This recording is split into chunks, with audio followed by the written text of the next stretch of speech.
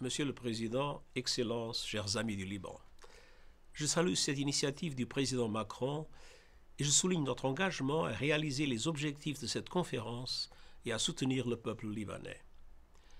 Nous le faisons dans le contexte d'une région en pleine tourmente et d'un Liban totalement bouleversé. L'année écoulée a été marquée par des échanges de tirs quotidiens de part et d'autre de la ligne bleue. Nous sommes gravement préoccupés par la sécurité et le bien-être des civils des deux côtés de la ligne bleue, mais il faut reconnaître que le conflit a récemment pris une toute autre nature et dimension. Chaque jour qui passe ne fait qu'aggraver la misère et la souffrance du peuple libanais. Depuis octobre dernier, plus de 2300 personnes ont été tuées au Liban et au moins 50 en Israël et dans le Golan occupé par Israël. Plus de la moitié des décès au Liban sont survenus depuis l'escalade dramatique des frappes israéliennes le 23 septembre. Un grand nombre de personnes tuées étaient des enfants et des femmes. Plus de 1,2 million de personnes ont été déplacées ou affectées au Liban.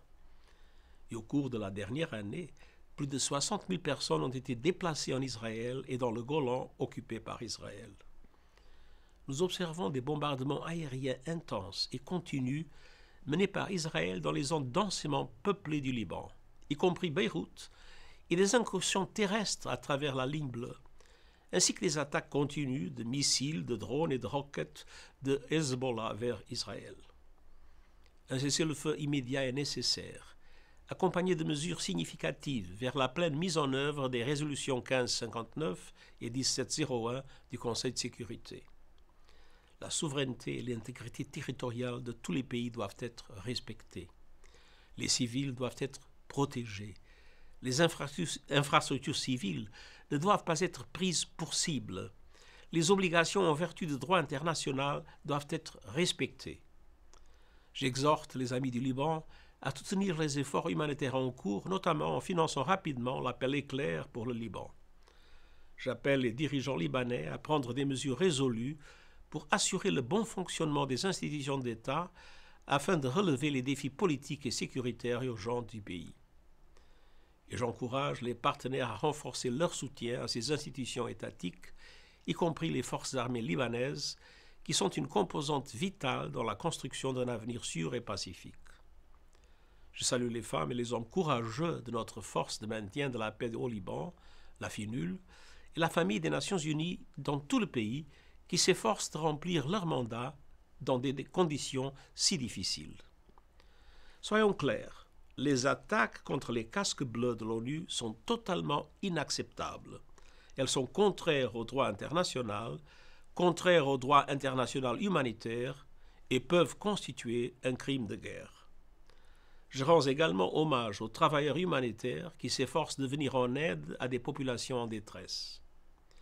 Excellences, nous savons que ce qui se passe aujourd'hui au Liban n'est pas un phénomène isolé. Nous avons connu les abominables attaques terroristes du Hamas le 7 octobre et l'enlèvement des otages. Depuis, les opérations militaires israéliennes à Gaza ont causé des morts et des destructions à une vitesse et à une échelle dépassant tout ce que j'ai connu durant mes années en tant que secrétaire général. Nous en avons vu les conséquences en Syrie, en Irak, au Yémen. Aujourd'hui, nous venons la menace croissante d'une conflagration majeure entre Israël et l'Iran qui bouleverserait toute la région. Nous avons besoin d'un cessez-le-feu au Liban, tout comme nous avons besoin d'un cessez-le-feu à Gaza et de la libération immédiate de tous les otages. Escalade après escalade, la situation devient chaque jour plus inimaginable pour les populations de la région, y compris pour le peuple libanais qui est au cœur de la réunion d'aujourd'hui. Montrons notre solidarité, agissons pour soulager les souffrances et faire avancer la paix. Merci.